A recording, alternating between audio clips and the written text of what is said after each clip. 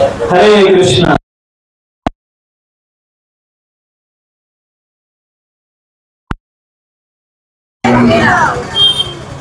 ఈ రామాలయం ప్రాంగణంలో ఆసీనులై ఉన్నటువంటి భక్తులందరికీ కూడా సాదరంగా స్వాగతం, సుస్వాగతం. ఈరోజు మనం చర్చించుకోబోయే అంశం ఏమిటి అంటే శ్రీరామచంద్రుని యొక్క వైభవము మరియు రామాయణం మన మానవ జీవితానికి ఏమి తెలియపరుస్తూ ఉంది. ఈ విషయాల్ని మనం కూలంకుషంగా తెలుసుకుందాం. ముందుగా మా పరిచయము, మేము మనందరికీ కూడా సుపరిచితమైనటువంటి హరే రామ హరే కృష్ణ సంస్థ అంటే మీ అందరికీ అర్థమవుతుంది. ఇక్కడ నేషనల్ హైవేలో డైట్ ఇంజనీరింగ్ కాలేజ్ ఎదురుగా శ్రీ జగన్నాథ మందిరం ఉంది, హరే కృష్ణ ఆశ్రమం. ఆ ఆశ్రమం నుండి మేము రావడం జరిగింది.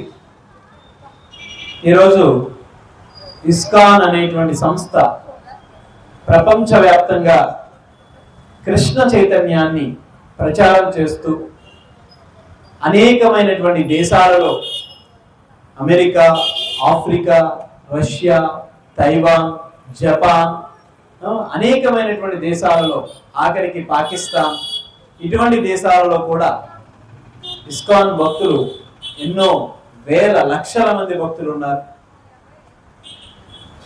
మనం అందరం కూడా ఎక్కడి నుంచో వచ్చినటువంటి ఆ విదేశీ ధర్మాల్ని అనుసరిస్తూ మన యొక్క శ్రీరామచంద్రుణ్ణి, మన యొక్క శ్రీకృష్ణ భగవానుణ్ణి, పరమశివుణ్ణి, మన యొక్క దేవీ దేవతల్ని వదిలిపెట్టి, మన దేశాన్ని వదిలిపెట్టి, మన ధర్మాన్ని వదిలిపెట్టి, మన సంస్కృతిని వదిలిపెట్టి పరాయి మతాల వైపు మనం పరుగులెడుతూ ఉన్నాం. కానీ ఆ పాశ్చాత్య దేశాలలో మన యొక్క సనాతన ధర్మం యొక్క గొప్పతనం తెలుసుకొని, మన హైందవ సంస్కృతి యొక్క గొప్పతనాన్ని తెలుసుకొని, శ్రీరామచంద్రుని యొక్క గొప్పతనాన్ని తెలుసుకొని, శ్రీకృష్ణ భగవానుని యొక్క లీలా వైభవాన్ని తెలుసుకొని ఈరోజు కొన్ని కోట్ల మంది భక్తులు మన హైందవ సనాతన ధర్మాన్ని స్వీకరించి వారి జీవితాన్ని ఎంతో ఆనందమయం చేసుకుంటూ ఉన్నారు. ఇది ఎలా సాధ్యమవుతుంది అంటే దానికి ముఖ్యమైనటువంటి కారణము అంతర్జాతీయ కృష్ణ చైతన్య సంఘం, ఇస్కాన్ అనేటువంటి సంస్థ. ఆ సంస్థ వ్యవస్థాపకులైనటువంటి పూజ్య అభయ చరణారవింద భక్తి వేదాంత స్వామి ప్రభుపాదుల వారు, మా యొక్క ఆచార్యుల వారు. ఆయనకి కొన్ని లక్షల మంది శిష్యులు ఉన్నారు. ఆ శిష్యులందరూ కూడా ఈరోజు ప్రపంచ దేశాలలో ప్రచారం చేస్తూ భగవంతుని యొక్క నామ వైభవాన్ని కీర్తిస్తూ ఉన్నారు. మరి ఇటువంటి ఘనత మన దేశంలో భగవంతుడు శ్రీరామచంద్రుడు ఇక్కడే లీలలు చేస్తూ ఉన్నాడు. శ్రీకృష్ణ భగవానుడు ఇక్కడే లీలలు చేశాడు. ఎన్నో దివ్యమైనటువంటి ధామాలు ఈ భరత భూమిలో ఉన్నవి. ఎంతో మంది గొప్ప గొప్ప ఆచార్యులు ఈ భరత భూమిలో పుట్టి ఉన్నారు. మహాభారత, రామాయణ, భగవద్గీత, ఇటువంటి ఇతిహాస పురాణాలు, వేదములకు పుట్టినిల్లైనటువంటి ఈ వేద భూమి, ఈ భారతదేశము. మరి ఇక్కడ పుట్టినటువంటి మనము ఇంకెంత అదృష్టవంతులము. ఇటువంటి ధర్మాన్ని వదిలిపెట్టి పక్క దారి పడుతూ ఉన్నాము అంటే అది ఎటువంటి తప్పిదమో తెలుసా? నా తల్లి నాకు నచ్చలేదు కాబట్టి నా తల్లిని నేను మార్చేస్తాను. ఇది సాధ్యమా? ఎవరైనా అలా చేస్తారా? మరి మన ధర్మము మనకి మన నడక నేర్పిస్తుంది. మన తల్లి మనకి నడక నేర్పిస్తే మన ధర్మము మనం ఎలా నడుచుకోవాలో మనకి నేర్పిస్తుంది. అటువంటి ధర్మాన్ని వదిలిపెడితే తల్లిని వదిలిపెట్టినట్లే, తల్లిని వదిలిపెట్టినట్లే. మరి అటువంటి ధర్మభూమి, పుణ్యభూమి, జ్ఞానభూమి, కర్మభూమి, తపోభూమి అయినటువంటి ఈ భారతదేశంలో పుట్టినటువంటి మనము ఇంకా ఎంత గర్వంగా ఉండాలి, ఎంత గర్వంగా చెప్పుకోవాలి. నేను భారతీయుణ్ణి, నేను శ్రీరామచంద్రుడి యొక్క వారసుని, శ్రీకృష్ణ భగవాను యొక్క వారసుని, భగవద్గీత యొక్క వారసుని, భాగవతం యొక్క వారసుని, మహాభారతం యొక్క వారసుని అని చెప్పుకోవడానికి ఎంత గర్వపడాలి. ఇంత జ్ఞానము కలిగినటువంటి ఈ ధర్మంలో పుట్టి మనం పక్కదారి పడుతున్నాము అంటే దానికి కారణం ఏమిటి అంటే ఎవ్వరు కూడా మహాభారత, రామాయణ, భాగవత, భగవద్గీత ఇటువంటి పురాణాలని ఎవరు చదవటం లేదు. మీరు ఎవరినైనా ప్రశ్నించండి, ఈ ధర్మం నుండి మరొక మతం వైపు, మరొక ధర్మం వైపు వెళ్ళిపోయినటువంటి వారిని అడగండి. వాళ్ళు అక్కడికి వెళ్ళిపోయి మాది గొప్ప, మాది గొప్ప అని చెప్పి అంటూ ఉంటారు. ఈ అంటూ ఉన్నటువంటి సమయంలో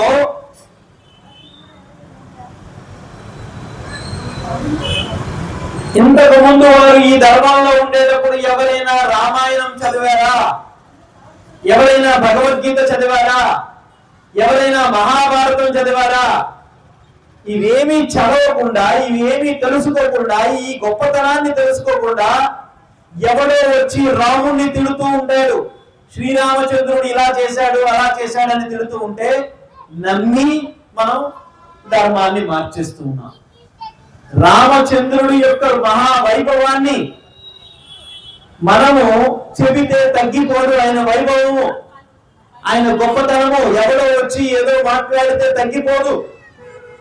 ఈ రోజు శ్రీరామచంద్రుడు ఈ భూమి మీద అవతారం దాల్చి ఎన్ని యుగాలైంది, ఎన్ని వేల లక్షల కోట్ల సంవత్సరాలైంది. ఈనాటికి పల్లె పల్లెల్లో, వాడ వాడల్లో, పట్టణాలలో, ప్రతి వీధిలో, ప్రతి ప్రదేశంలో శ్రీరామనవమి వచ్చిందంటే ఎంత గొప్పగా శ్రీరాముని యొక్క కళ్యాణం జరుగుతుంది. దాదాపుగా మన ఊర్లోనే చూసుకుంటే ఎన్ని వేల కళ్యాణాలు జరుగుతాయి. శ్రీరామచంద్రుడు గొప్ప ఆదర్శవంతుడు కాకపోతే ఇలా ఎందుకు చేస్తారు? ఒక వ్యక్తి పుట్టినరోజు వేడుకంటే ఆ వ్యక్తి గొప్పవాడైతే ఊరంతా వెళ్తారు. ఆ వ్యక్తి చనిపోయిన తర్వాత కూడా సంవత్సరాలు తరబడి పుట్టినరోజు వేడుకలు చేసుకుంటారు, వర్ధంతులు చేసుకుంటారు.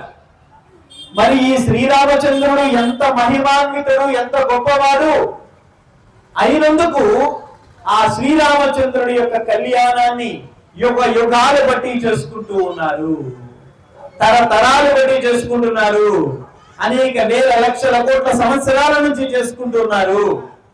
ఇది శ్రీరామచంద్రుడి యొక్క వైభవం. వాడెవడో వచ్చి మనకి శ్రీరామచంద్రుడి కోసం చెప్పాల్సినటువంటి పని లేదు. ఎందుకంటే మన రక్తంలో ఉంది శ్రీరామచంద్రుడు ఏమిటో, శ్రీకృష్ణ భగవానుడు ఏమిటో మన రక్తంలోనే ఉంది. అది శ్రీరాముని యొక్క గొప్పతనం. శ్రీరామచంద్రుడు ఒక ఆదర్శనీయమైనటువంటి ప్రభువు. ఈ ప్రభువు ఎవరు సరిపోడు. ఆ ప్రభువు ముందు, ఆ శ్రీరామచంద్రుడు ప్రభువు ముందు ఏ ప్రభువు సరిపోడు. అంత గొప్ప ప్రభువు ఆయన. ఆ శ్రీరామచంద్రుడు ఒక ఆదర్శనీయమైనటువంటి ఒక రాజు, గొప్ప చక్రవర్తి. అందుకని వీళ్ళందరూ చూడండి, ఇప్పుడు రాజులందరూ, ప్రస్తుత రాజులందరూ రామరాజ్యం రామరాజ్యం రామరాజ్యం అంటారు. రామరాజ్యం అంటే రాముడిలో కనీసం ఆవగింజంత గుణమన్నా ఉండాలి వీళ్ళు. అప్పుడు రామరాజ్యం అనడానికి వాడు అర్హుడు. వీడిలో రాముడిలో ఉండేటువంటి గుణంలో ఆవగింజంతా కూడా లేదు. వీడు రాముడు యొక్క రాజ్యాన్ని ఎట్లా తీసుకొస్తాడు? శ్రీరామచంద్రుడి యొక్క రాజ్యంలో శ్రీరామచంద్రుడు మారు వేషంలో కూడా వెళ్ళి అందరినీ చూసేవాడంట.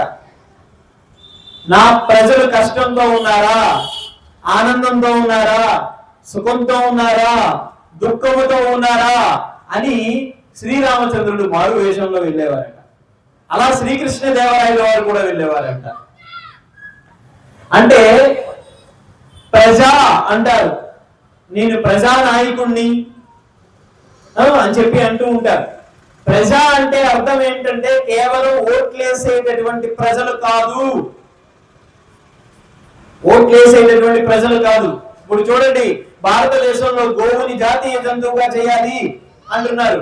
ఎందుకు జాతీయ జంతువుగా చేయాలి అంటే ఎప్పుడైతే గోవు జాతీయ జంతువు అవుతుందో ఆ గోవధ జరగడం మానేస్తుంది. ఎప్పుడైతే గోవధ జరగదో ఆ దేశం అంతా కూడా, ఆ రాజ్యం అంతా కూడా సుసంపన్నంగా ఉంటుంది. కానీ ఈ ప్రజ అంటే ఈ నాయకులు ఎవరు కూడా ఈ గోవధ నిషేధించలేకపోతున్నారు. కారణం ఏమిటి అంటే వాళ్ళు కేవలం ప్రజలంటే ఓట్లేసేటటువంటి ప్రజలు మాత్రమే అనుకుంటున్నారు. కానీ ప్రజ అంటే శ్రీరామచంద్రుడు మనకి ఆ వాల్మీకి ఋషి చెబుతారు రామాయణంలో, ప్రజ అంటే ఎవరు అంటే ఈ జగత్తులో ఉండేటువంటి ప్రజలు అంటే మానవులే కాకుండా 84 లక్షల జీవజాతులు కలిపి ప్రజ అంటున్నారు. 84 లక్షల జీవజాతులు, అందులో బ్యాక్టీరియా అవచ్చు, నల్లులు, పిల్లులు, బల్లులు, పురుగులు అన్ని కూడా ప్రజలకు వస్తాయి. అంటే ప్రతి జీవి కూడా ఆనందంగా ఉందో లేదో చూసుకోవాల్సినటువంటి బాధ్యత రాజుది. శ్రీరామచంద్రుడు అలా చూసుకున్నాడు. శ్రీరామచంద్రుడు అలా చూసుకున్నాడు. ఒకరోజు శ్రీరామ రాజ్యంలో ఏదో చిన్న ఒక కుక్కకి బాధ కలిగిందంట. ఆ కుక్క వచ్చి ప్రశ్నిస్తుంది, శ్రీరామచంద్రుడి యొక్క రాజ్యంలో ఒక గంట ఉందంట, ఎవరికైనా ఏదైనా బాధ ఉంటే ఆ గంట వాయించొచ్చంట. అసలు ఎవరికి ఆ గంట వాయించేటటువంటి అవకాశమే రాలేదు. ఎందుకంటే శ్రీరామచంద్రుడి యొక్క రాజ్యంలో ఎక్కడా కూడా బాధలు లేవు, దుఃఖాలు లేవు. కానీ ఒక రోజు వచ్చే కుక్క గంట వాయించిందంట. ఆశ్చర్యపోయారు అందరూ. ఎవరు వాయించారు చూస్తే కుక్క వాయించిందంట. అప్పుడు శ్రీరామచంద్రుడు ఆ కుక్కకి ఏం బాధ కలిగిందో తెలుసుకొని ఆ కుక్క యొక్క బాధని కూడా తీర్చాడంట శ్రీరామచంద్రుడు. అది మన శ్రీరామచంద్రుడు అంటే, అది శ్రీరామ రాజ్యం అంటే, అది రామరాజ్యం అంటే. ఇప్పుడు నాయకులు అలా ఉండాలి. అలా ఉన్నారా? అది చెప్తారు కదా మహాభారతంలో, ధర్మరాజుని కలిపురుషుడు అడిగినటువంటి ఒక ప్రశ్న అన్నమాట. అది ఏమిటి అంటే, ఆయన కలియుగం వస్తుంది అని చెప్పడానికి ఆయన చూసిన ఒక సన్నివేశాన్ని చూశాడు. ఆ సన్నివేశం ఏమిటి అంటే, కంచె చేనుని మేస్తుంది అన్నాడు. కంచె చేనుని వేయడం అంటే ఏంటి? ఎక్కడైనా జరుగుతుందా? కంచె దేనికి ఉంది? కంచె దేనికి ఉంది? చేనుని రక్షించడానికి. కానీ ఇప్పుడు రక్షించాల్సినటువంటి వారందరూ భక్షిస్తూ ఉన్నారు. ఇది రాముడి యొక్క లక్ష్యం కాదు, రాముడి యొక్క గుణం కాదు. రాముడు ప్రజలందరి యొక్క కష్టాన్ని తన కష్టముగా స్వీకరించేవాడంట. తన యొక్క రాజ్యంలో ఎవరైనా ఆడపిల్లకి వివాహం జరగాలి అంటే తను సొంత తండ్రిగా ప్రవర్తించేవాడంట, సొంత సోదరుడుగా, అన్నగా ప్రవర్తించేవాడంట. సొంత తండ్రి ఆ ఆడబిడ్డకి ఏ విధంగా వివాహం చేసి వివాహమైన తర్వాత అప్పగింతలు చెబుతూ ఆ అప్పగింతల సమయంలో తండ్రి ఏ విధంగా ఏడుస్తాడో ఆ విధంగా శ్రీరామచంద్రుడు ఏడుస్తూ ఆ బిడ్డను పంపించేవాడంట. ఇది రాజు అంటే. ఇలాంటి లక్షణాలు కలిగి ఉంటే అప్పుడు రామరాజ్యాన్ని మనం చూడగలుగుతాము. అప్పటి వరకు అంటే రామరాజ్యం చూడాలి అంటే రాముడు ముఖ్యంగా ఆ రాజ్యాన్ని పరిపాలించేటటువంటి రాజు భక్తుడై ఉండాలి. భక్తుడై ఉంటే అప్పుడు చూడగలుగుతాం. అమ్మా దయచేసి ఆ పిల్లల్ని చూసుకోండి అమ్మా, రోడ్డు ఉంది.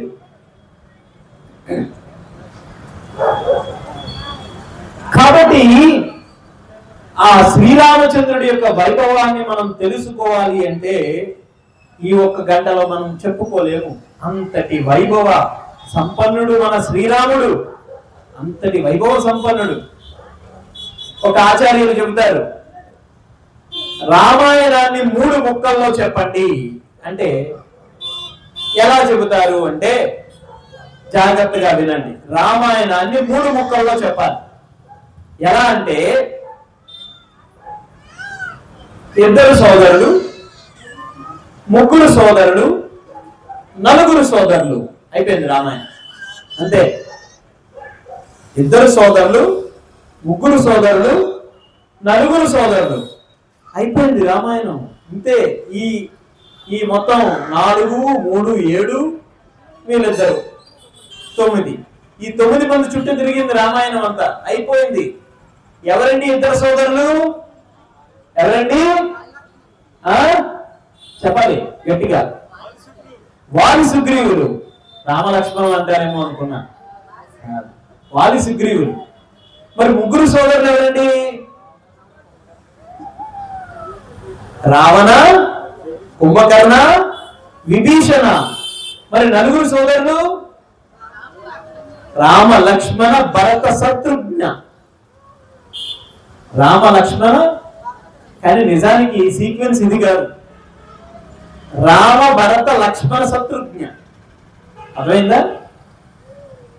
ఇది సీక్వెన్స్. రాముడు తర్వాత భరతుడు, తర్వాత లక్ష్మణుడు, తర్వాత శత్రుఘ్నుడు. ఆ రామ, లక్ష్మణ, భరత, శత్రుఘ్నులు నలుగురు. మీరు ఒక విషయం గమనించండి. ఈ 9 మందితో రామాయణం అయిపోయింది అని చెప్పంటున్నాం. ఎలా రామాయణం అయిపోయిందంటే, రామాయణం అంతా మనకి నేర్పించేది ఏంటి అంటే ధర్మాన్ని నేర్పిస్తుంది. శ్రీరామచంద్రుడు ధర్మానికి కట్టుబట్టి ఉన్నటువంటి వాడు. ధర్మానికి కట్టుబడి ఉన్నాడు ఆయన. ధర్మో రక్షిత రక్షిత అని మనం నినాదాలు చూస్తూ ఉంటాం. ధర్మము రక్షింపబడము అంటే దాని అర్థం ఏమిటి అంటే, ధర్మాన్ని రక్షించినటువంటి వాడు ధర్మము చేత రక్షింపబడతాడు. ధర్మము చేత రక్షింపబడతాడు. మానవుని యొక్క ధర్మం ఏమిటి అంటే, ఈ సృష్టిలో 84 లక్షల జీవజాతులు ఉన్నవి. ఈ 84 లక్షల జీవజాతుల్లో మానవుడికి మాత్రమే భగవంతుడు ఒక ప్రత్యేకమైనటువంటి గుణాన్ని ఇవ్వగలిగాడు. ఇప్పుడు ఈ రోడ్డు మీద అంతమంది వెళ్తూ ఉన్నారు. ఎంతమంది నేను చూస్తూ ఉన్నాను. వెళ్ళిన ప్రతి ఒక్కరూ ఇలా చూడకుండా లేరు. ఇలా చూడకుండా లేరు. ఇంకాస్త భక్తి ఉన్న వాళ్ళైతే దండం పెట్టుకుంటున్నారు. ఒక ఫ్లయింగ్ కిస్ ఇస్తున్నారు రాములు గారు రోడ్డు మీద నుంచి. ఇంకాస్త భక్తి ఉన్న వాళ్ళైతే కాస్త ఆగి నమస్కారం చేసుకుంటున్నారు. ఇంకాస్త భక్తి ఉన్న వాళ్ళైతే ఇలా వచ్చి నిలబడి వింటున్నారు. ఇంకాస్త భక్తి ఉన్న వాళ్ళైతే ఇలా కూర్చొని వింటున్నారు. ఇంకాస్త భక్తి ఉన్న వాళ్ళైతే వాళ్ళ శరీరము మనసు కూడా ఇక్కడే పెడుతున్నారు. అంటే కొంతమంది మనసు ఇంటి దగ్గర ఉందండి, కొంతమంది శరీరం మాత్రమే ఇక్కడ ఉంది. ఇక్కడే ఉంది. ఇలా రకరకాలుగా భగవంతుని సేవిస్తూ ఉన్నారు. కానీ ఈ రహదారిలో పోతున్నటువంటి ఇంతమంది ఇలా చూస్తున్నారు. అనేకమైనటువంటి జంతువులు కూడా పోతున్నాయి. అవి చూడగలుగుతున్నాయా?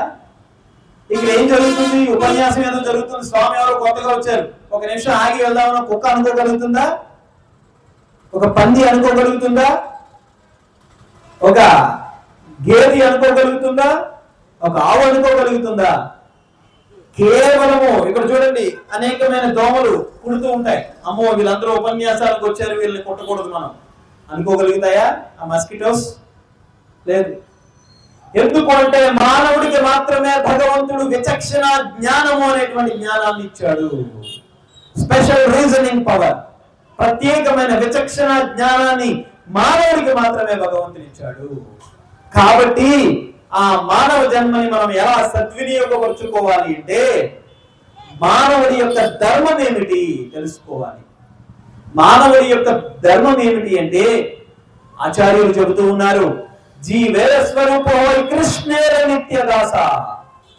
మానవుడి యొక్క అంటే జీవుడి యొక్క స్వరూపము భగవంతునికి సేవ చేయడము. మీరు చూడండి, ఎప్పుడైనా గమనించండి. మనం ఒక తండ్రి బిడ్డలకి సేవ చేస్తాడు, ఒక భర్త భార్యకి సేవ చేస్తాడు, భార్య భర్తకి సేవ చేస్తుంది, బిడ్డలందరూ కలిసి తల్లిదండ్రులకి సేవ చేస్తారు, ఇరుగు పొరుగు వారికి సేవ చేస్తారు, ఇంకా కాస్త దేశం మీద భక్తి ఉన్నవాడైతే దేశానికి సేవ చేస్తాడు, ఇంకొక మందికి పిచ్చి ఉంటే వారికి నచ్చిన నాయకుడికి సేవ చేస్తాడు పోయి. ఈ సేవలో ఎక్కడ ఆనందం లేకపోతే ఒక కుక్కనో పిల్లినో పెంచుకొని దానికి సేవ చేస్తాడు. పొద్దున్నే దాన్ని మూత్రానికి తీసుకెళ్ళడం, దాన్ని ఇక్కడికి తీసుకెళ్ళడం, జాగ్రత్తగా సేవ చేస్తాడు. దానికి తిండి పెట్టడం, అది ఇది అన్ని చేస్తాడు. మరి ఇన్ని సేవలు జరుగుతూ ఉండగా మనందరి ఇళ్లలో జరిగిన ఈ సేవలు ఎవరికైనా సంతృప్తి లభించిందా? ఎవరికైనా సంతృప్తి లభించిందా? భార్య భర్తని సేవించడం మూలంగా, భర్త భార్యని సేవించడం మూలంగా ఎవరికైనా, బిడ్డలు తల్లిదండ్రుల్ని, తల్లిదండ్రులు బిడ్డల్ని, ఎవరికైనా సంతృప్తి లభించిందా? లేదు. ఎవరికి సంతృప్తి కలగలేదు. ఎందుకు సంతృప్తి కలగలేదు అంటే మన నిజ స్వరూపం అది కాదు. మరి ఎప్పుడు సంతృప్తి లభిస్తుంది మనిషికి అంటే ఆ పరమాత్మని యొక్క సేవ ఎవరైతే చేస్తారో అటువంటి వారికి మాత్రమే సంతృప్తి కలుగుతుంది. మీరు చూడండి, ఆ భగవంతునికి సేవ చేయండి, ఆ మందిరాన్ని మార్జనం చేయండి, ఆ మందిరంలో అనేకమైన సేవలు చేయండి, ఆ మందిరంలో పూలమాలలు కూర్చోండి, ఎంత ఆనందం లభిస్తుంది. శ్రీరామనవమి వచ్చిందంటే ఆ రామాలయాన్ని ఎంత అందంగా అలంకరించుకొని ఇవన్నీ చేస్తుంటే ఎంత ఆనందం కలుగుతుంది. ఇది ఆనందం. అంటే ఆనందము అనేటువంటిది భగవంతుని యొక్క సేవలో మాత్రమే ఉంది. అందుకే చెప్తారు, మానవుడి యొక్క ధర్మం ఏమిటి అంటే భగవంతుని సేవించడమే, భగవంతుని సేవించడమే. కాబట్టి వీళ్ళందరిలో ఈ సోదరులందరిలో ఎవరు ఆనందంగా ఉండగలిగారు అంటే ధర్మానికి ఎవరైతే పట్టుకొని ఉన్నాడో, ధర్మాన్ని ఎవరైతే పట్టుకొని ఉన్నాడో ఆ వ్యక్తి మాత్రమే ఆనందంగా ఉన్నాడు. వారి సుగ్రీవులు ఎవరు ధర్మాన్ని పట్టుకొని ఉన్నారు? ఎవరు ధర్మం లేకుండా విచక్షణాపూరితంగా ఉన్నారు? చాలా మంది అంటారు, అయ్యా శ్రీరాముడు వారిని చెట్టు చాటు నుండి చంపడం చాలా తప్పు అని చెప్పి అంటారు. వీళ్ళు జడ్జిమెంట్లు ఇస్తూ ఉంటారు. వీళ్ళందరూ జడ్జిమెంట్లు ఇస్తూ ఉంటారు. మన భారతదేశం ఎటువంటిది? పరస్త్రీని తల్లిగా చూసేటటువంటి సంస్కృతి మనది. అటువంటి సంస్కృతిలో పుట్టినటువంటి మనము పరస్త్రీని తల్లిగా చూసేటటువంటి ఆలోచన కలిగినటువంటి మనము సొంత సోదరుడి యొక్క భార్యని ఏ విధంగా చూడాలి? సొంత సోదరుడి యొక్క భార్యని ఏ విధంగా చూడాలి? మనుధర్మశాస్త్రం చెప్తుంది, ఎవరైతే ఇతరుల యొక్క భార్యను తన యొక్క ఆట వస్తువుగా ఎవరైతే భావిస్తాడో అటువంటి వాడు దేనితో సమానం అంటే మృగముతో సమానము, జంతువుతో సమానము అని చెప్పంటున్నారు. శాస్త్రం ఇది చెప్తుంది. మరి శ్రీరామచంద్రుడు జంతువుని చెట్టు చాటు నుండి చంపడం తప్పేమీ లేదు కదా. పరస్త్రీని తన స్వలాభం కోసం, అది తన యొక్క సోదరుడి యొక్క భార్యని తను అనుభవిద్దామనుకున్నాడు. అందుకు వాడు జంతువుతో సమానం కాబట్టి శ్రీరామచంద్రుడు చెట్టు చాటు నుంచి చంపడం తప్పేమీ లేదు. అలాగే మరొక రకంగా చూసినట్లయితే శ్రీరామచంద్రుడు ఒక రాజు, వీడు చేసినటువంటి పని ఒక జంతు ప్రవృత్తి కలిగినటువంటి పని. మరి శ్రీరామచంద్రుడు రాజు కాబట్టి వేటాడుతూ ఉన్నాడు కాబట్టి చెట్టు చాటు నుంచి చంపాడు. ఎదురుగా పులి వచ్చింది, రా పులి నిన్ను చంపుతాను అంటావా? మన సినిమాలో చూపించినట్టుగా. సినిమాలో చూడండి, పులి ముఖం ఇలా పెట్టి అని అనగానే పులి భయపడి పారిపోతుంది. అది సినిమాలోనే సాధ్యం, బయట ఏం సాధ్యం కాదు. ఎవరో ఒకరు శంభాజీ మహారాజు లాంటి వారు సింహంతో యుద్ధం చేయగలిగారు. అంత ధైర్యం, అంత గుండె ధైర్యం, అంత దమ్ము ఎవరికి ఉంది చెప్పండి? ఈ రోజులో ఎవరికైనా ఉందా? ఎవడు నీతివంతుడు, ఎవడు ధైర్యవంతుడు, ఎవడు జ్ఞాన స్వరూపుడు అయితే అటువంటి వారికి శక్తి ఉంటుంది, సింహంతో పోరాడగలిగే శక్తి ఉంటుంది. అది మన శంభాజీ మహారాజుకు ఉంది కాబట్టి ఆయన సింహంతో పోరాడగలిగాడు. వీళ్ళు ఎవరైనా పోరాడగలుగుతారా? డూప్లికేట్ సింహాన్ని, డూప్లికేట్ పులుల్ని పెట్టుకొని వీళ్ళు సినిమాలో చూపిస్తూ ఉంటారు అంతే. అదేం నిజంగా మనం వారిని చూసుకొని ఏదో పులిని చూసి నక్కల ఓతలు పెట్టుకున్నట్టుగా మనం కూడా ఏదో అరణ్యంలోకి వెళ్ళినప్పుడు పులితో యుద్ధం చేయాలని ప్రయత్నించకండి. పులి నచ్చితే ఫోటో తీసుకోండి అంతే, అర్థమైందా? అంతకన్నా ఎక్కువ ఏం చేయకండి. పాపం వాడెవడో విశాఖపట్నం జూలో ఆ సినిమా చూసి తెగ ఫీల్ అయిపోయి పులితో యుద్ధం చేయాలని దిగాడంటే, అందులో విశాఖపట్నం కదా, హైదరాబాద్. అయిపోయింది, 2 నిమిషాల్లో పులి తినేసింది వాడిని ఆహారంగా. అందుకే చెప్తారు, పులి నచ్చితే ఫోటో దిగు, అంతకని ఎక్కువ చేయకు. అర్థమైందా? బయట నుంచి, అది కూడా బోర్డు బయట నుంచి. మరి ఎవరైతే ధర్మంగా ఉంటాడో అటువంటి వాడు మాత్రమే నిలబడగలుగుతాడు. వాడి ధర్మంగా లేడు, విచక్షణారహితంగా ప్రవర్తించాడు సోదరుని యొక్క భార్యతో. ఇంకొక రకంగా కూడా చెప్పాలి అంటే వారి ఎటువంటి జాతికి చెందినటువంటి వాడు అంటే ఒక మృగ జాతికి చెందినటువంటి వాడు, వానర జాతి. సో కాబట్టి జంతువే కాబట్టి ఆయన్ని చెట్టు చాటు నుంచి చంపినా తప్పులేదు. అందుకని శ్రీరామచంద్రుడు చేసినటువంటిది ఏ రకమైనటువంటి ఏ విధంగా చూసినా కూడా తప్పు కాదు. శ్రీరామచంద్రుడిని తప్పు పట్టేటటువంటి శక్తి మనలో ఎవరిలో లేదు, మనలో ఎవరిలో కూడా లేదు. అందుకని ధర్మంగా నిలిచి ఉన్నటువంటి వాడు, ధర్మాన్ని పట్టుకున్నటువంటి వాడు సుగ్రీవుడు కాబట్టి సుగ్రీవుడు నిలబడగలిగాడు. ఇంకా రెండవ విషయంలోకి వెళ్తే రావణ, కుంభకర్ణ, మూడవ వ్యక్తి విభీషణ. ఈ ముగ్గురులో ముగ్గురు ఒక తల్లి బిడ్డలే అయినప్పటికీ విభీషణుడు ధర్మాన్ని పట్టుకొని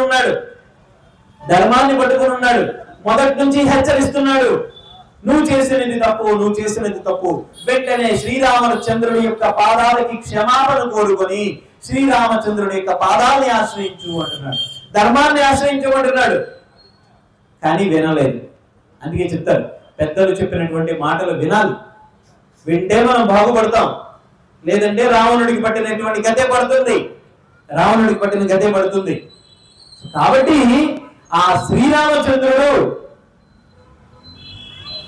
తనకి ప్రాణమైనటువంటి సీతామాతని అరణ్యంలో వదిలి ఆయన బంగారు లేడిని తేడానికి వెళ్తే ఆ సమయంలో ఎవరూ లేనటువంటి సమయంలో వచ్చి సీతాదేవిని తీసుకొని వెళ్ళిపోయారు. ఇక్కడ నిజాన్ని చెప్పాలంటే సీతామాత యొక్క తప్పిదం కూడా ఉంది. నిజానికి సీతామాత తప్పు చేసిందంటే చేయలేదు.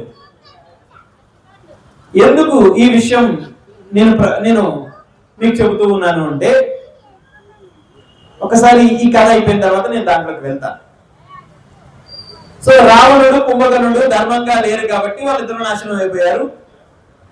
గెలిచిన వాడు ఎవరు అంటే ధర్మాన్ని ఎవరైతే ఆశ్రయించారో అటువంటి విభీషణుడు గెలిచాడు. ఇంకా ధర్మాన్ని అనుసరించినటువంటి నలుగురు కూడా గెలిచారు. ఎవరు? రామ, లక్ష్మణ, భరత, శత్రుఘ్న. ఈ నలుగురు కూడా గెలిచారు. అందుకని జీవితంలో సుస్థిరంగా ఉండేది ఏమిటి అంటే మన జీవితంలో ధర్మం ఒక్కటే. అందుకే చెప్తారు, ధర్మో రక్షితః. మరి ఈ శ్రీమద్ రామాయణంలో ఎప్పుడు ధర్మాన్ని వెంట పెట్టుకొని ధర్మాన్ని అనుసరిస్తూ ఉండేటువంటి సీతామాత ఎందుకు మరి కష్టాలు అనుభవించింది? ఎందుకు కష్టాలు అనుభవించింది సీతామాత అంటే దీనికి ఆచార్యులు చెబుతున్నారు, శ్రీమద్ రామాయణము ఏమిటి అంటే అది మన జీవితం. శ్రీమద్ రామాయణము ఒక జీవిత సారము. అటువంటి మన జీవితంలో రాముడు ఒక పక్కన ఉన్నాడు పరమాత్మగా,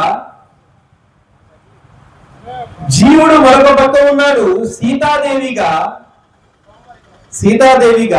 రాముడు ఒక పక్క పరమాత్మగా ఉన్నాడు, జీవుడు మరొక పక్క సీతాదేవిగా ఉంది. ఈ జీవుడైనటువంటి ఈ సీతాదేవి ఏం చేసింది అంటే రాముడి మాట వినకుండా ఏం చేసింది? మనసు అనేటువంటి ఒక రావణుడి మాట విన్నది. మనసు చూపించేటటువంటి ప్రలోభాలన్నీ కూడా నిజమైనటువంటివి కావు. మనసు అంతా చాలా బాగా చూపిస్తూ ఉంటుంది, అంతా కూడా అది చాలా బాగుంది అంటారు. అది చూడండి, అందరూ చెప్తుంటారు, నీ మనసుకి ఏం నచ్చితే అదే చెయ్యి అంటారు. మహేష్ బాబు కూడా సినిమాలో చెప్తాడు ఒక డైలాగ్, ఏమంటాడు? ఎవడి మాట వినకు, నీ మనసు ఏం చెబితే అదే చెయ్యి అంటాడు. ఏమవుతుంది మనసు చెబితే? ఆచార్యులు చెప్తారు, మనసు ఎటువంటిదో తెలుసా? కోతి లాంటిది. అది ఎటువంటి కోతో తెలుసా? దానికి ఎన్ని స్పెషల్ క్వాలిఫికేషన్స్ ఉన్నాయో తెలుసా? అది కోతి అంటేనే తెలుసు కదా అది ఎలా ఉంటుంది. ఒక నిమిషం దాన్ని పట్టుకొని చూద్దాం. ఈ కొమ్మ మీద నుంచి ఆ కొమ్మ, ఆ కొమ్మ మీద నుంచి ఈ కొమ్మ, అక్కడికి ఇక్కడికి తిరుగుతుంటది. మీరు ఎప్పుడైనా బృందావనం వెళ్తే ఆ బృందావనంలో కోతుల రాజ్యమే మొత్తం అంతా. ఎవడైనా బృందావనంలో కళ్ళజోడు పెట్టుకొని వెళ్తే కళ్ళజోడు పెట్టుకోరు. ఆడవాళ్ళు మనీ పర్సులు, చిన్న చిన్న పర్సులు పెట్టుకుంటారు చూడండి, ఆ బంగారం షాపుల్లో ఇచ్చే పర్సులు, ఆ పర్సులు పెట్టుకొని దాంట్లో డబ్బులు కానీ పెట్టుకుంటే పట్టుకెళ్ళిపోతుంది. మళ్ళీ ఫ్రూటీ ఇస్తే కానీ ఆ కోతి ఆ పర్సు కానీ ఆ కళ్ళజోడు కానీ ఇవ్వదు. ఆ ఫ్రూటీ 100 రూపాయలు, ఆ పక్కన వాడే అమ్ముతూ ఉంటాడు. అది 10 రూపాయలు ఫ్రూటీ 100 రూపాయలు అమ్ముతూ ఉంటాడు. మరి అటువంటి కోతి మన మనస్సు, దానికి ఎన్ని స్పెషల్ క్వాలిటీస్ ఉన్నాయి, ఎన్ని క్వాలిఫికేషన్స్ ఉన్నాయా అంటే అది మామూలు కోతి కాదు, కళ్ళు తాగి ఉంది. అసలు కోతి అంటేనే మామూలుగా ఉండదు, అందులో కళ్ళు తాగి పిచ్చెక్కుంటే కళ్ళు తాగి ఉంది. మళ్ళీ ఇంకా స్పెషల్ క్వాలిఫికేషన్ పిచ్చి పట్టి ఉంది. పైగా మరొకటి ఉంది, ఏం తెలుసా, దానికి కాలికి ముళ్ళు గుచ్చుకొని ఉంది.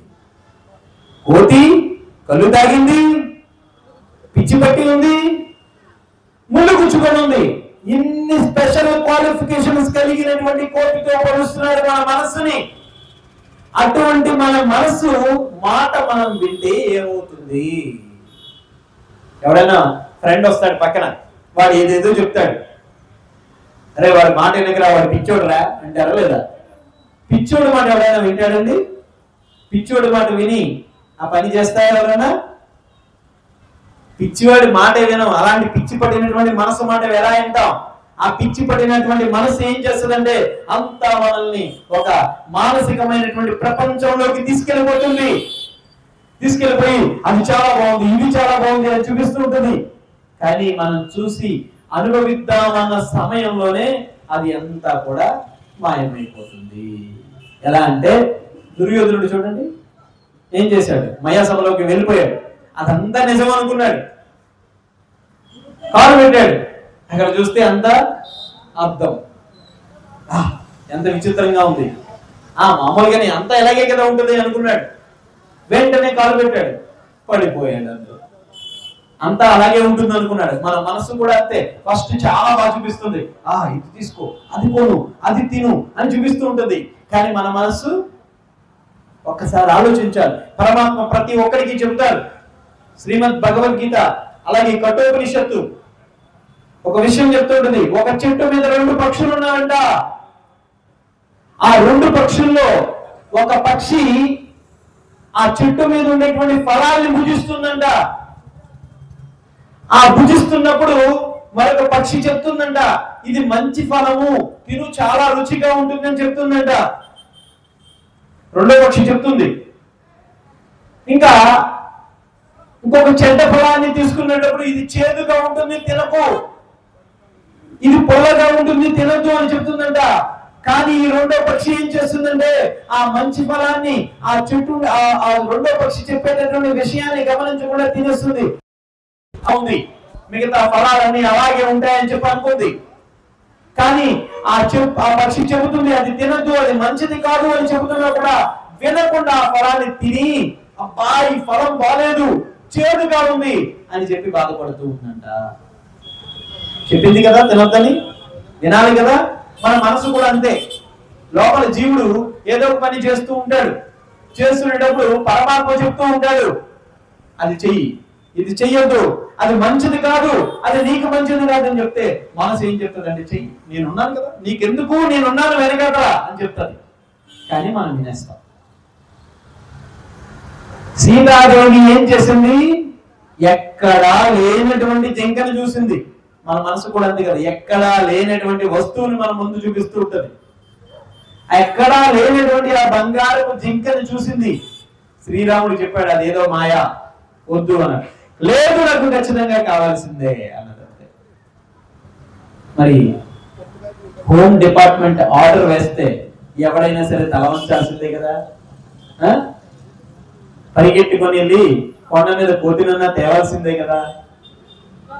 అంటే మనసు మాట వింటే ఏమవుతుందో చూపించాడు శ్రీరామచంద్రుడు. ఆ చూపించడానికి సీతామాతని ఉపయోగించాడు అంతే. శ్రీరామచంద్రుడు తలుచుకోగానే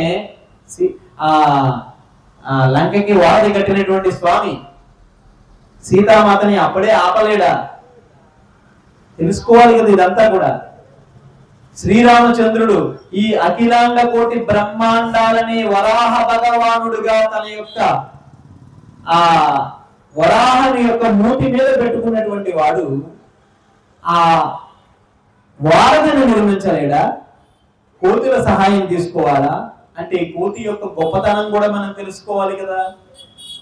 ఉడత కూడా ఈరోజు ఉడత చేసేటువంటి సహాయాన్ని కూడా మనం మర్చిపోకుండా ఉడతా భక్తి అంటాం. మనం ఉడతా భక్తి అని చెప్పి అంటున్నాం.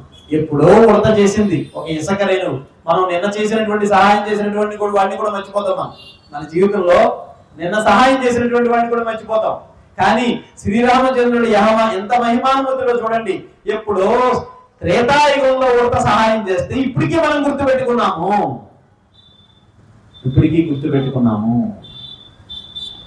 అందుకని మనస్సు అనేటువంటి రావణుడి మాట ఎవడైతే వింటాడో వాడు వెంటనే నశించిపోతాడు. మీరు చూడండి, పరమాత్మని అనుసరించిన వాడు ఎప్పుడు నష్టపోడు. కృష్ణుడు భగవద్గీతలో చెప్తున్నాడు, నమ్మే భక్త ప్రవిశ్యతి, నన్ను నమ్మినటువంటి భక్తుడు నష్టపోడు అని చెప్తున్నాడు.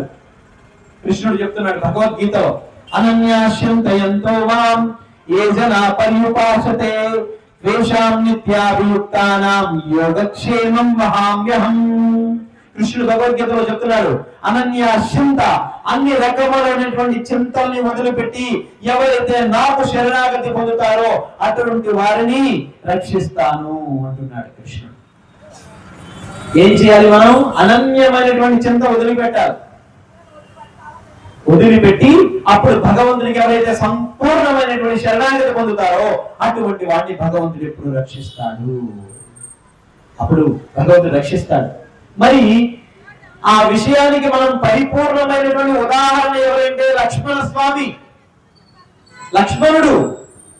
లక్ష్మణుడు అన్ని రకాలైనటువంటి చింతల్ని వదిలిపెట్టి రాముడు ఏ మార్గంలో నడుస్తున్నాడో రాముని అనుసరించుకుంటూ వెళ్ళిపోయాడు. అంతే.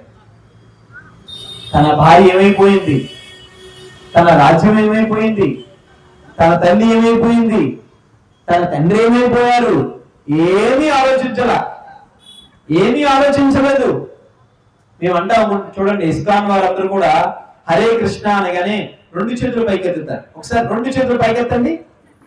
గట్టిగా నాతో పాటు నామం చెప్పాలి. చాలా గట్టిగా చెప్పాలి. హరే కృష్ణ హరే కృష్ణ కృష్ణ కృష్ణ హరే హరే హరే రామ రామ రామ హరే హరే హరే కృష్ణ కృష్ణ కృష్ణ హరే హరే హరే రామ రామ రామ హరే హరే. ఇది భగవంతుడి యొక్క శరణాగతి. మీరు చూడండి, ఎంతమంది చేతులు పైకెత్తినప్పుడు చేతుల్లో ఎంతమంది ఎన్ని వస్తువులు పెట్టుకున్నారు? మీ బైక్ తాళాలు, మీ సెల్ ఫోన్లు, మీ చేతిలో ఉండే కార్డ్స్ ఎంతమంది పెట్టుకున్నారు చాలా మంది. కానీ సంపూర్ణ శరణాగతి అంటే అది కాదు. ఎలా ఉండాలి? అది ఎలా అంటే, మహాభారతంలో ఒక అద్భుతమైనటువంటి సంఘటన జరిగింది. అది ఏమిటి అంటే, ద్రౌపది మాతని దుశ్శాసనుడు ఆవిడ శరీరం మీద ఉండేటువంటి వస్త్రాన్ని ఒలుస్తూ ఉంటే పెద్దలందరూ అక్కడే ఉన్నారు. ఆమె యొక్క 5 భర్తలు అక్కడే ఉన్నారు, గురువులు అక్కడే ఉన్నారు. కానీ ఎవరు ఏమి చేయలేకపోయారు. ఎవరు ఏమి చేయలేక భగవంతుని ప్రార్థిస్తుంది, పిలుస్తుంది, కృష్ణ అని పిలుస్తుంది. కృష్ణుడు రావాలి కదా మరి పిలిచినప్పుడు. ఎవరైతే ప్రేమగా ఆర్తితో నన్ను పిలుస్తారో వాళ్ళ ముందు నేను ప్రత్యక్షమవుతాను అన్నాడు కదా. మరి కృష్ణుడు వెంటనే రాలేదు. ఎందుకు రాలేదు అంటే ఆచార్యులు చెప్తున్నారు, మహాభారతం చెప్తుంది, మొదటిసారి కృష్ణ అని పిలిచిందంట, కానీ ఆ పిలుపులో ఆర్తి లేదంట. ఎందుకంటే నన్నేమైనా నా భర్తను రక్షిస్తారేమో అన్న ఉద్దేశంతో పిలిచిందంట. ఇంకా రెండవసారి పిలిచిందంట. అక్కడ ఉండేటువంటి పెద్దలు, భీష్మాచార్యుడు, ద్రోణాచార్యుడు, ఇటువంటి గొప్ప గొప్ప వారు ఏమైనా నన్ను రక్షిస్తారేమో అన్న ఉద్దేశంతో పిలిచిందంట. అందుకు రాలేదంట. ఎందుకంటే బహుశా కృష్ణుడు వస్తే వీళ్ళు ఒకేసారి ఆయన ఈయన ఇద్దరు వస్తే ఎవరు రక్షించాలో తెలియదు కదా, అంతేనా?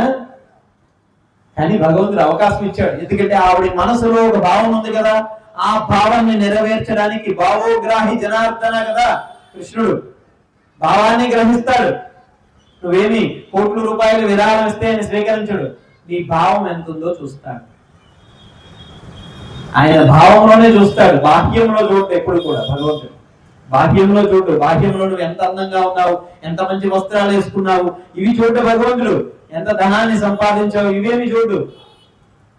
ఎంత భక్తి ధనం ఉంది లోపల, అది చూస్తాడు. ఎంత శుద్ధమైనటువంటి భక్తి ధనం ఉంది, అది చూస్తాడు భగవంతుడు. ఇంకా రెండవసారి పిలిచినప్పుడు తన భర్తను ఏమైనా రక్షిస్తారేమో అనే ఉద్దేశంతో పిలిచింది, అందుకు భగవంతుడు రాలేదు. మరి మూడవసారి పిలవగానే వచ్చేశాడు. ఏ విధంగా వచ్చాడు?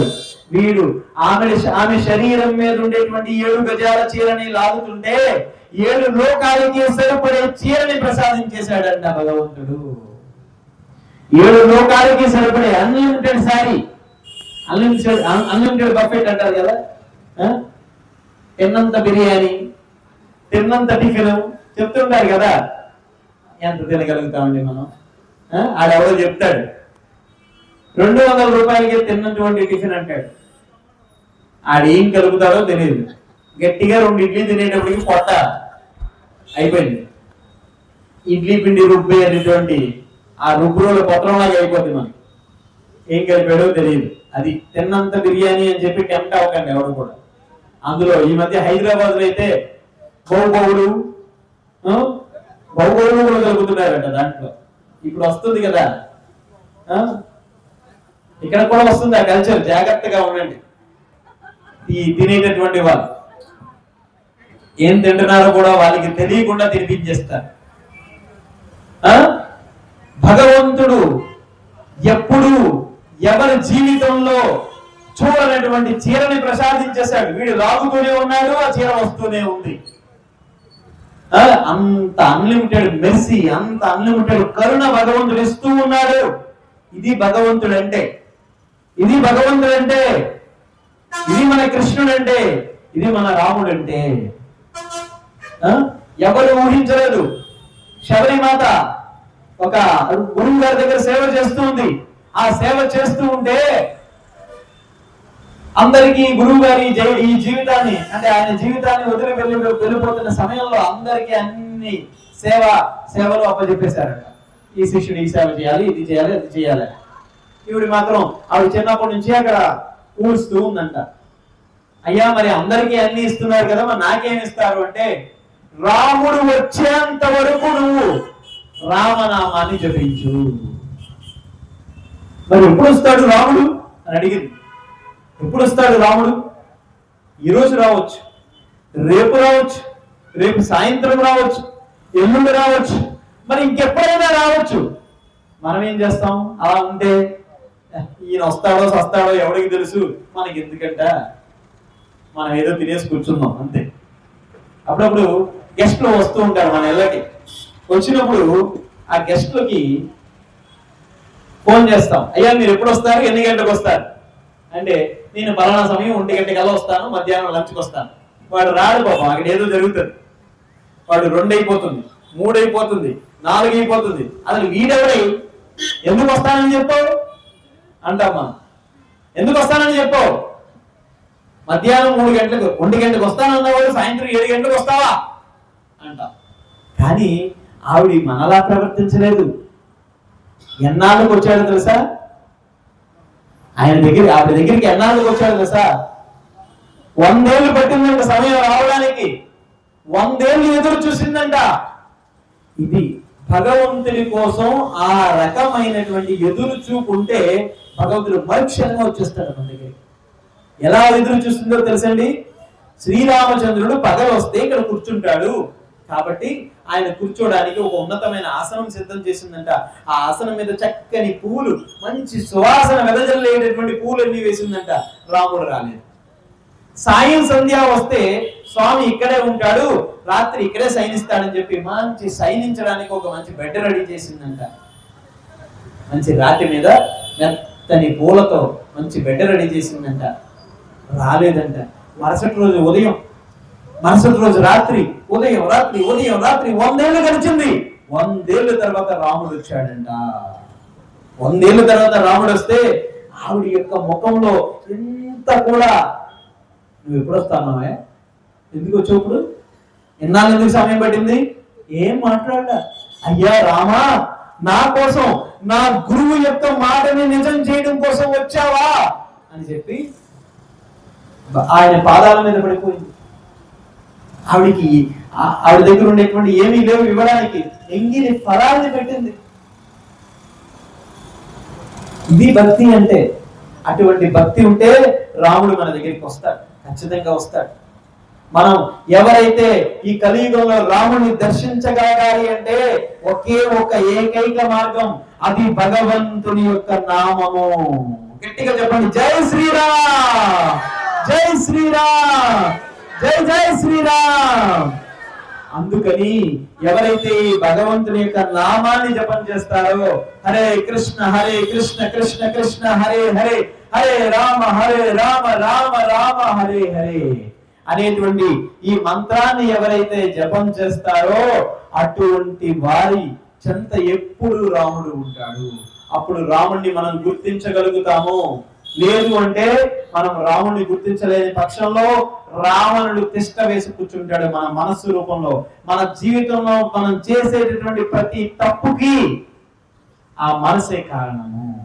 అందుకే చెప్తుంది వేదం, చెప్తుంది శాస్త్రం, చెప్తుంది మన ఏవ మనుష్యానాం కారణం బంధమోక్షయ. మన యొక్క జీవితంలో ఉండేటువంటి అన్ని బంధనాలకి, అన్ని నష్టాలకి, అన్ని బాధలకి కారణం ఏమిటి అంటే మన మనస్సే. అందుకే చెప్తాడు కృష్ణుడు భగవద్గీతలో, ఉద్ధరే ఆత్మనాత్మానం. ముందు నువ్వేం చేయాలి, నీ మనసే నీకు శత్రువు, నీ మనసుని నువ్వు మిత్రుడిగా మార్చుకోవాలి. మనమందరం కూడా చెప్తుంటాం, మేమందరం చెప్తుంటాం, అందరూ మంత్ర జపం చేయండి, మంత్ర జపం చేయండి. కృతేయధ్యాయతో విష్ణు. 4 యుగాలు కదా మనకి. 4 యుగాల్లో మొట్టమొదటిది కృతయుగము, 2 త్రేతాయుగము, 3 ద్వాపరయుగము, 4 కలియుగము. మరి ప్రతి యుగానికి కూడా యుగ ధర్మం ఉంది. అందులో మొట్టమొదటిది కృతేయధ్యాయతో విష్ణు. కృతయుగంలో ఏం చేయాలయ్యా భగవంతుని పొందడానికి అంటే ధ్యానము చేయాలి, ధ్యానము తపస్సు చేయాలి. అది కలియుగంలో సాధ్యమవుతుందా అంటే కృతయుగంలో మనిషి యొక్క ఆయుః పరిమితి 1,00,000 సంవత్సరాలుగా ఉంది. 1,00,000 సంవత్సరాలు. అందుకే చూడండి, విశ్వామిత్రుడు 60,000 సంవత్సరాలు తపస్సు చేశాడు. హిరణ్యకశిపుడు 2 సార్లు 10,000 సంవత్సరాలు తపస్సు చేశాడు. 10,000 సంవత్సరాలు ఒకసారి, 10,000 సంవత్సరాలు ఒకసారి. ఈ కలియుగంలో ఎవరికైనా సాధ్యం అవుతుందా? ఇప్పుడు అందరూ యోగా అది ఇది అని చెప్పి వెళ్తున్నారు, కానీ పతంజలి యోగ సిద్ధాంతం చెప్తుంది, పతంజలి మహర్షి చెప్తూ ఉన్నారు, యోగాలో ఎలా కూర్చోవాలో నేర్చుకోవడానికి 10 ఏళ్ళ సమయం పడుతుందంట. మరి వీళ్ళందరూ మరి ఏం చేస్తారు? ఒకసారి ఎప్పుడో ఒక యోగా సెంటర్కి వెళ్ళాను. అక్కడ పరిస్థితి ఎలా ఉందంటే చక్కగా అందరూ కూర్చొని కబుర్లు చెప్పుకుంటున్నారు. గట్టిగా 2 ఆసనాలు వేసేటప్పటికి ఒక ఆసనం వేసేస్తున్నారు. ఆ ఆసనం ఏంటి తెలుసా? అందరికి ఇష్టమైన ఆసనం, శవాసనం. హాయిగా వెళ్ళిపోతారు నిద్రలోకి అన్నమాట, అంతే. ఇది పరిస్థితి. ఎవరైనా యోగా అంటే అర్థం ఏంటో తెలుసా? యోగ్ అంటే కూడిక. ఎవరెవరితో కూడిక? ఏం కూడిక అంటే ఆత్మ పరమాత్మతో కూడిక. అంతేగాని యోగా మా దగ్గరికి రండి, యోగా నేర్చుకోండి, మీ షుగర్ను తగ్గించుకోండి, ఇది కోసం కాదు. యోగా నేర్చుకోండి, మీ శరీరంలో పేరుకుపోయినటువంటి అధిక కొవ్వును తగ్గించుకోండి, దీనికోసం యోగా కాదండి. యోగా అంటే భగవంతుడితో కూడిక. మనం భగవంతుడితో విడిపోయి ఉన్నాం. మనం విడిపోయినటువంటి మన సంబంధాన్ని మళ్ళా కలుపుకోవడానికి యోగా చేయాలి. యోగా చేయాలి. అది కలియుగంలో సాధ్యం కాని పని. ఎందుకంటే మన కలియుగంలో మన యొక్క ఆలోచన రీతి ఎలా ఉందంటే మంద సుమంద మతియో మంద భాగ్యో యుపకృత. ఏది అంత సులభంగా తీసుకోలేము. మన మనసు అంతా కలుషితం అయిపోయింది, చంచలమైపోయింది. అర్జునుడు కృష్ణుడితో చెప్తాడు, నీ మనసును నిగ్రహించుకోవయ్యా అని కృష్ణుడు అంటే అర్జునుడు చెప్తాడు భగవద్గీతలో, చంచలం హి మన కృష్ణ ప్రమాది బలభద్రుడం. ఏం చెప్తాడంటే, ఓ కృష్ణ, ఈ మనసు ఎంత చంచలమైనది, ఎంత పిచ్చితనం కలిగినది, ఎంత వెలుతనం కలిగినటువంటిది అంటే మనసు యొక్క వేగాన్ని ఆపలేను, గాలి యొక్క వేగాన్నైనా ఆపగలను కానీ మనోవేగాన్ని నేను ఆపలేను అంటున్నాడు. గాలినైనా ఎవడైనా ఆపగలరా? ఆపుతామండి, ఫ్యాన్ స్విచ్ ఆఫ్ చేస్తాడు.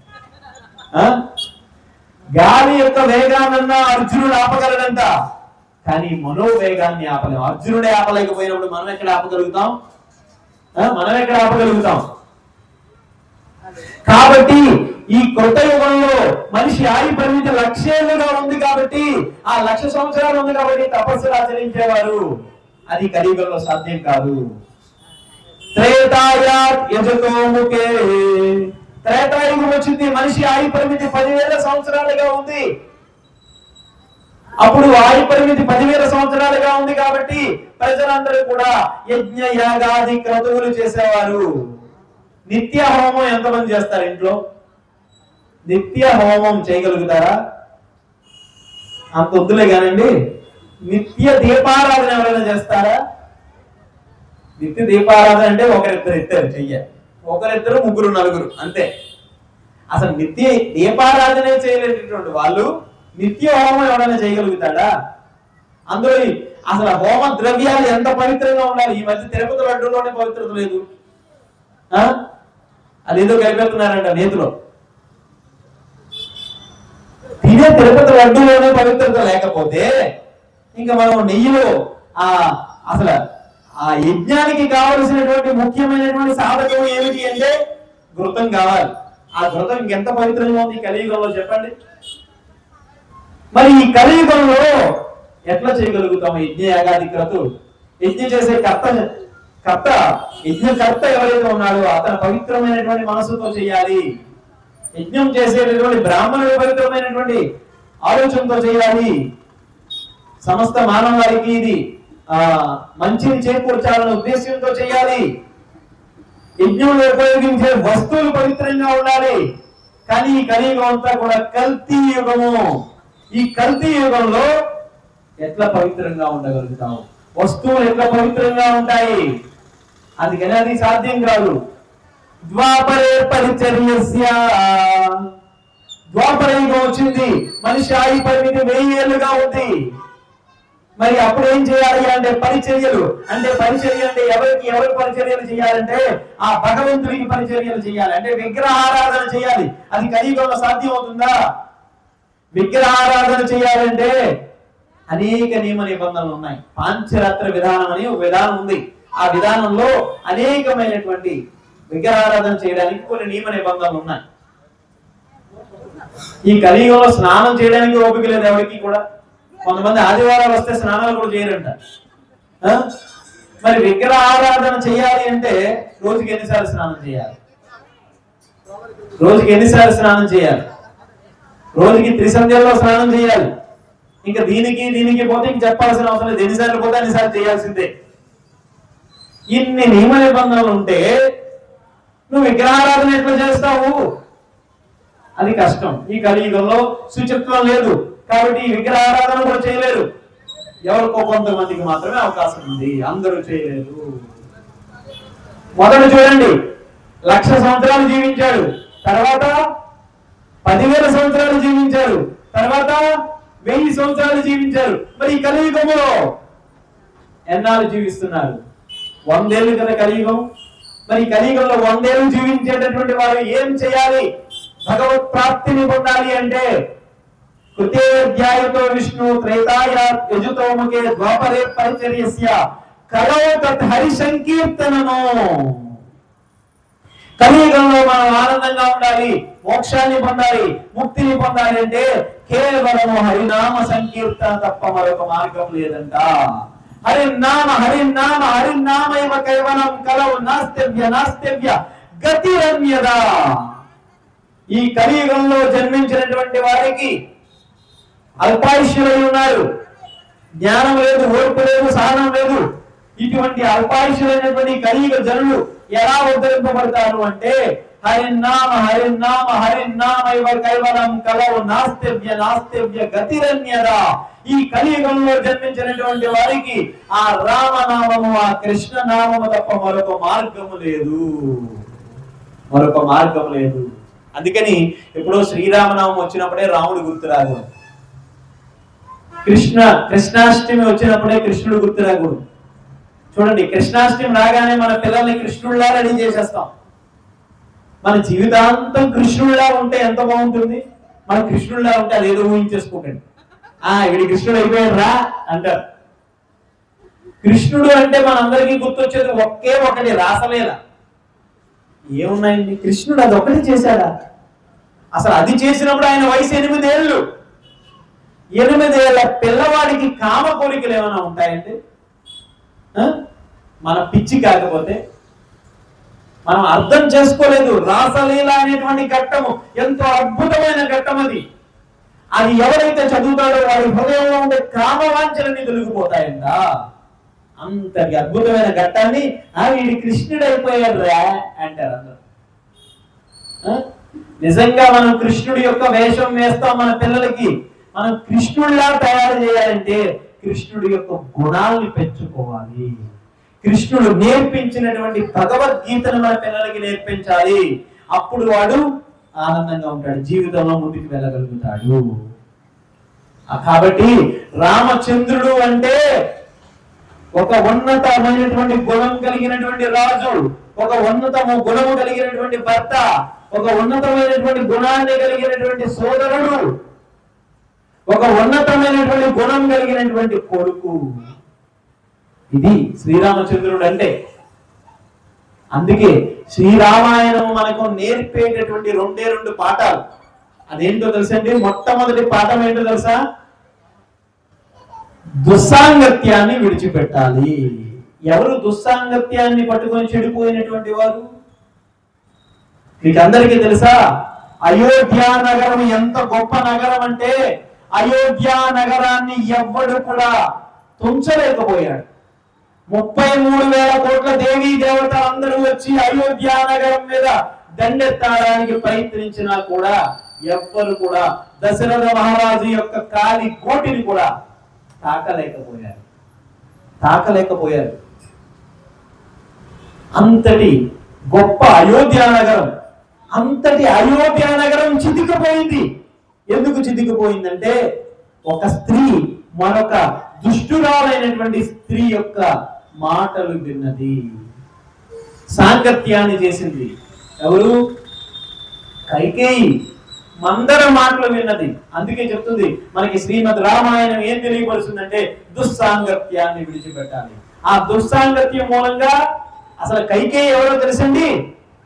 భరతుడి యొక్క తల్లి అయినా సరే ఆవిడ నిద్ర లేచిన వెంటనే ఆవిడ కళ్ళు మొట్టమొదటి ఎవరిని దర్శించాలో తెలుసండి? శ్రీరామచంద్రుడు యొక్క ముఖార విందాన్ని చూసే వరకు కళ్ళు తెరిచేది కాదంట. అంతటి ప్రేమ ఉంది శ్రీరామచంద్రుడి మీద. కానీ శ్రీరామచంద్రుడిని 14 సంవత్సరాలు వనవాసాన్ని పంపించగలిగింది అంటే ఆవిడ ఎంత దారుణంగా ఆ వినికిడి అంటే ఆ శ్రవణము, ఆ దుష్ట శ్రవణము ఎంత ఆవిడ జీవితం మీద ఎంత ప్రభావితం చేస్తుందో చూడండి. రాజ్యం ఆ రకంగా అయిపోయింది. రాజు లేనటువంటి రాజ్యం అయిపోయింది.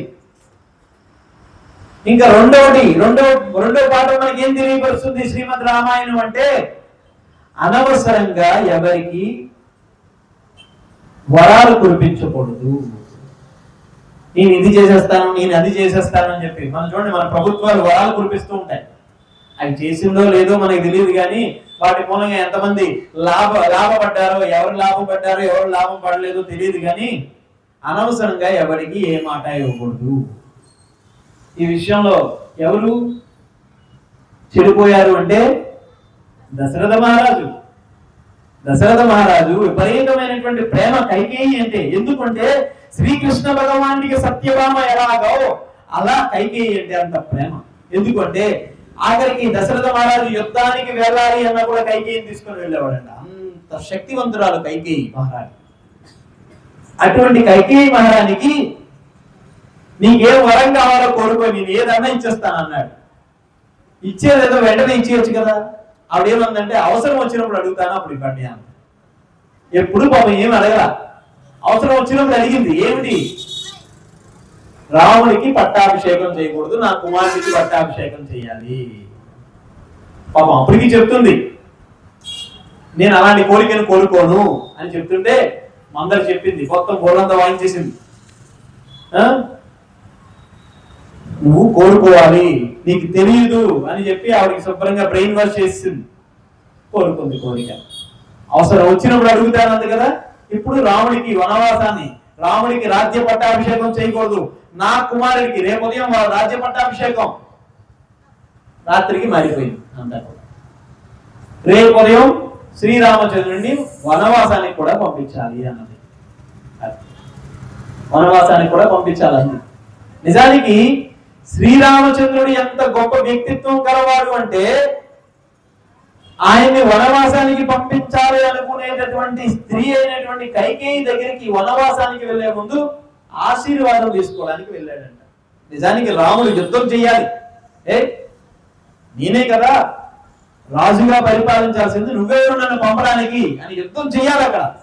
కానీ శ్రీరామచంద్రుడు ఆవిడ మీద ఉండేటువంటి ప్రేమతో, ఏ పరిస్థితుల్లో నా తండ్రి గారు ఆ మాట ఇవ్వాల్సి వచ్చిందో అని తండ్రి మీద ప్రేమతో 14 సంవత్సరాలు వనవాసానికి వెళ్ళిపోయాడు. ఇది శ్రీరామచంద్రుడు అంటే. ఇది మన శ్రీరామచంద్రుడి యొక్క వైభవము. శ్రీరామచంద్రుడు ధర్మానికి కట్టుబడి ఉన్నాడు, ధర్మ ప్రతిరూపము ఆయన. అందుకని శ్రీరామచంద్రుడు జీవితంలో ఏం జరిగినా సరే ధర్మానికి విరుద్ధంగా అయితే ఏది జరగలేదు, ధర్మానికి విరుద్ధంగా అయితే ఏది జరగలేదు. ఇది శ్రీరామచంద్రుడి కోసం మనం తెలుసుకున్నాం కొద్దిగా సేపు. శ్రీరామచంద్రుడి యొక్క మహిమాన్వితమైనటువంటి ఆయన యొక్క గొప్పతనాన్ని తెలుసుకోవాలంటే ఈ 2 గంటలు, ఈ గంట, ఈ 10 రోజులు, ఈ నెల రోజులు సరిపోదు. అంతటి గొప్ప మహిమ కలిగినటువంటి గొప్ప దేవుడు మన శ్రీరామచంద్రుడు. అందుకని దయచేసి మీ అందరికీ చెప్పేటటువంటిది చివరిగా ఏమిటంటే, దయచేసి ధర్మానికి కట్టుబడి ఉండండి. మన రాముడిని వదిలిపెట్టకండి, మన రామాలయాన్ని వదిలిపెట్టకండి. చుట్టూ ఎంతో మందిరం ఎంతో అందంగా ఉంది, రాముడు ఎంతో అందంగా ఉన్నాడు, దానికి సేవ చేయండి. రాముడే రక్షిస్తాడు ఎప్పుడు కూడా. హరే కృష్ణ. बोलो सीताराम लक्ष्मण हनुमान जी महाराज की, श्री राम नवमी महोत्सव की, जगत गुरु श्री प्रभुपाद की, पिता गौर प्रेमानंदे हरि हरि बोल।